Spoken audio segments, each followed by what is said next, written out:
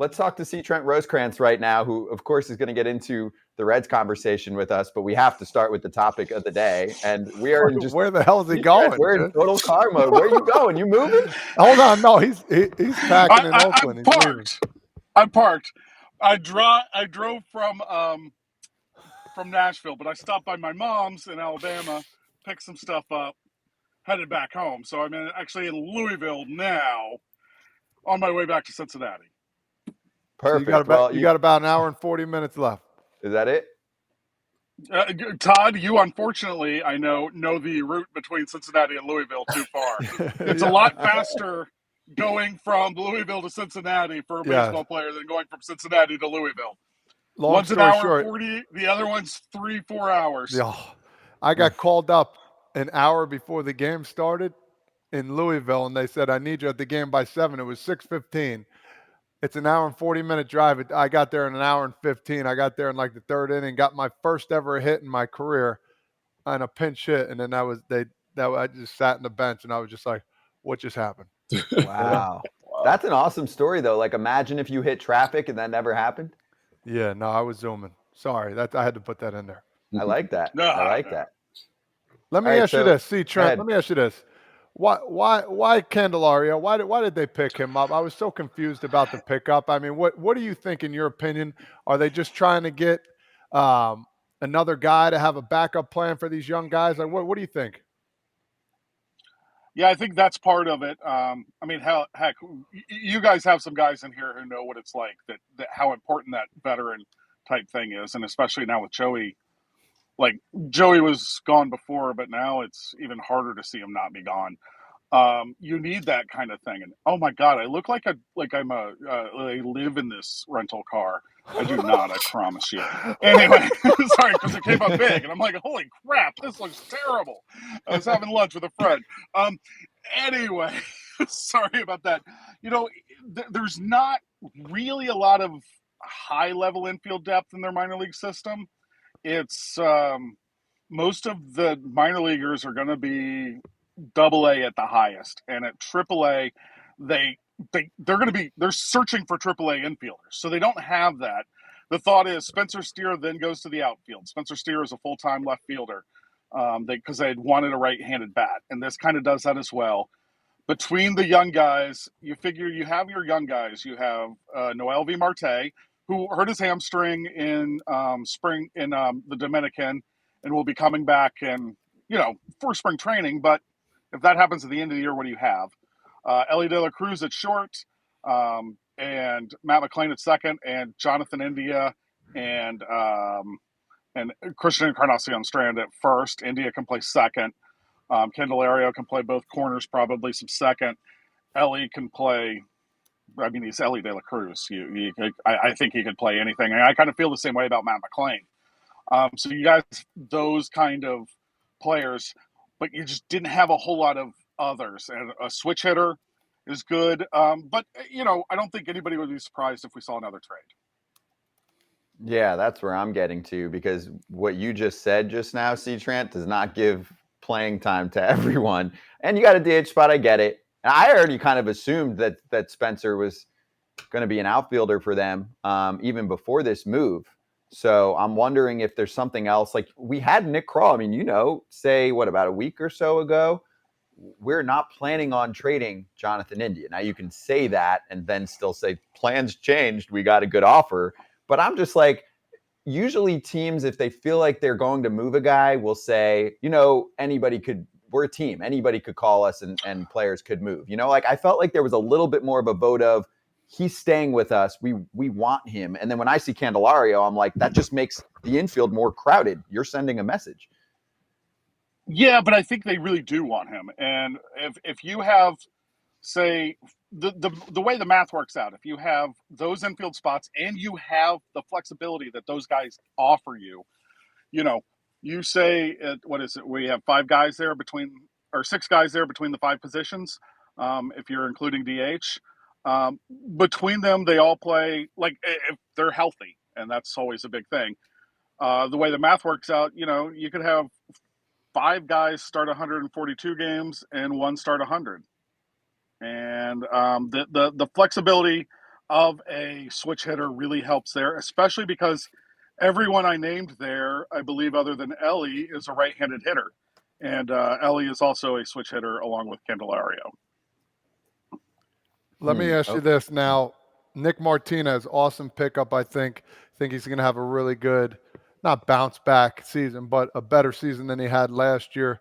Is there any other top end starters that they're trying to look for trade wise, pickup wise? I'm not saying the Yamamotos of the world, but you know, some simpler top end starters. Yeah. Simple top end starters is kind of an oxymoron, isn't it, Todd? Yeah, I mean, those I'm guys trying to sound smarter. you don't have a Smarter whole lot than I of am. those.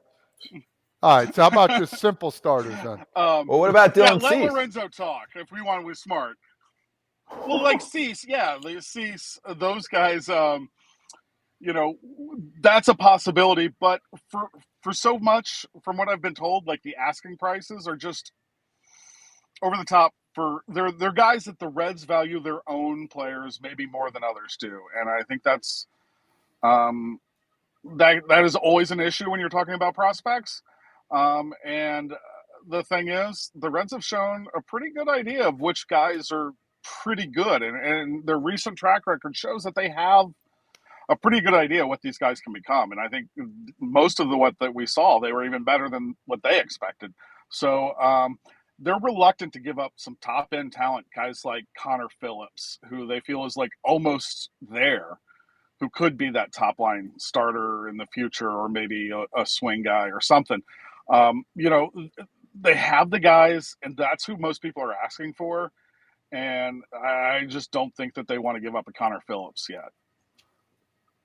So do you think that this is it? This is the rotation we're rolling with? Because my concern is, I mean, I really was, I get it. There wasn't a lot to work with at the trade deadline last year. No, and everyone's having the right. Jordan Montgomery regret, right? I mean, Mike Hazen was public about that for the Diamondbacks. I'm sure the Reds would have loved to have Jordan Montgomery in their rotation in the second half of the season. But I'm still concerned that it's not just a depth thing for me, that if the Reds are thinking they're a playoff team this coming season, do we feel really good about what they have for games 1, 2, and 3? It depends. Like, you know, we've seen those guys they're different depending on the time, you know, when healthy. Yeah, they really like those guys, but you know, both of you guys who played on this panel know that, you know, you always hear talk about guys need to learn how to play in October. Well, for those young guys, they need to learn how to play in September. And this team was not going to go very far after that last year because most of those guys' legs were gone. I remember talking to Andrew Abbott, and we talked to him like last week. And he just said, my arm was great. It was my legs. And so I've learned that I have to do those legs. Ellie De La Cruz said the same thing. Like, you know, it's my legs. Everything starts with my legs. And I mean, like, you know, Todd, I know you really well, and I respect the heck out of you. And then Lorenzo Cain is one of my all-time favorite players. He's the only player who I thought, like, okay. Like, I always got mad when the Royals gave away number 6 because Willie Wilson I just loved as a kid. And I was like, Lorenzo Cain, he can wear Willie Wilson's number 6. And now it's Willie and Lorenzo's 6. So, like, you know, I don't even know where I was going with all that. But, like, you have to learn how to play deep. And sorry, I'm all over the place today. You have to learn how to play in the September because 162 is just huge. Like, both you guys know, what if that first time that you're in game 150 and your legs are just saying, I'm done. And they had everybody like that. Only Joey had played that far. So it was a tough one last year. But I think everybody is so excited. I was just at Reds Fest, and those guys they were psyched. It was really interesting to see all of those guys together. Like, so Reds Fest is always in December. And, you know, they announce everybody on stage at 5:30. And so a lot of the veterans will get there at 5:30 or like 5:15. I walked in the room Friday at 4 p.m. and everybody was already there. And I was like, these guys aren't young enough to know that you don't have to show up yet. Heck, somebody might have even made the mistake. Actually, I heard 2 people made the mistake. They didn't win it all, but there's a poker tournament the last night. Rookies always want to win that. And Todd Frazier won it 1 year. That's right. the veterans understand that, yeah, you like be nice for a couple of hands and you bet large and you get out and you go home. But these guys are not old enough to know that you get out early, and that you don't win any real money. Maybe Todd didn't understand that he had to give all that money out when he won, or he just wanted to win because he wanted to win.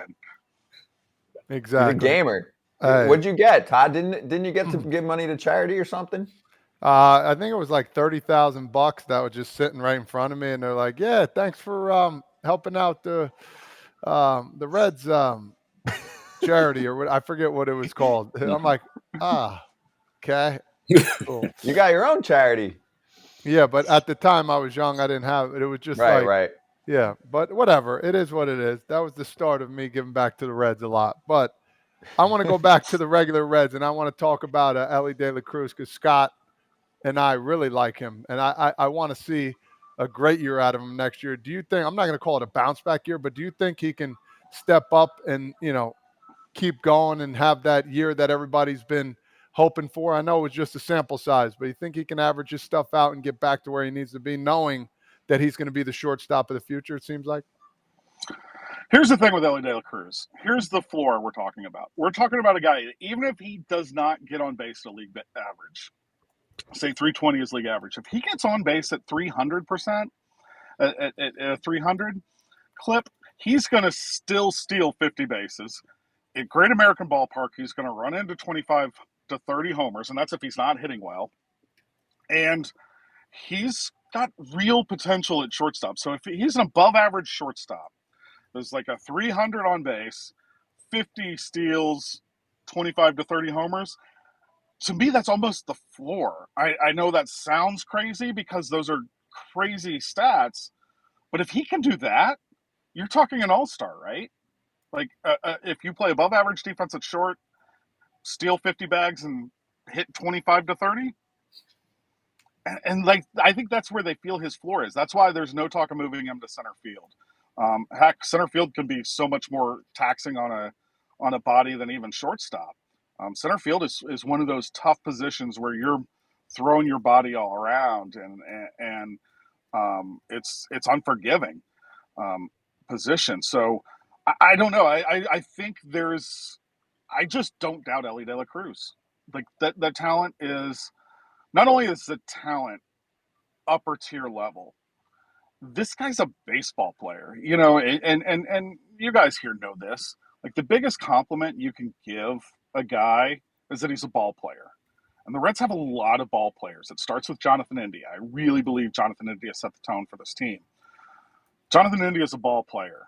Spencer Steer, Matt McClain, they're ball players. Ellie De La Cruz is a ball player. You don't do what he did in Milwaukee this year without being around the game, loving the game, and thinking about the game.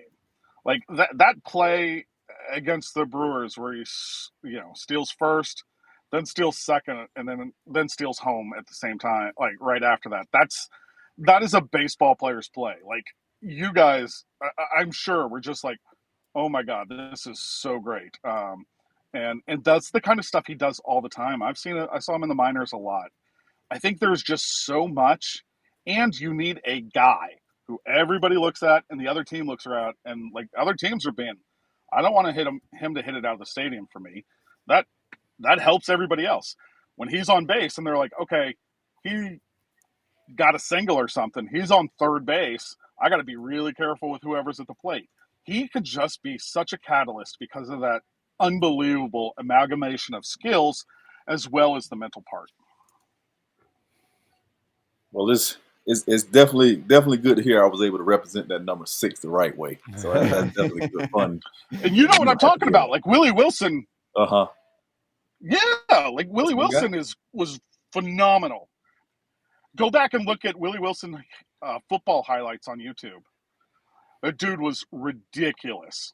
So yeah, Willie Wilson. Sure, that was my Willie Wilson day. Nice, but with the most, I would say the most famous guy on the internet today, he's all over the place. Shohei Ohtani. I just want to hear your top options where you think he will land. All I know is it's probably not Cincinnati. That's the biggest thing. The I'll Toronto take it. thing I think is so interesting. Toronto is an interesting. I still like. Who bets against the Dodgers? I've been driving all day, so I don't know whatever the newest and greatest was that I heard you guys talking about with the Blue Jays. But they're a team I think who could do it, and that would be really interesting. It's almost going to be the Dodgers or the Blue Jays. Is kind of what I'm thinking.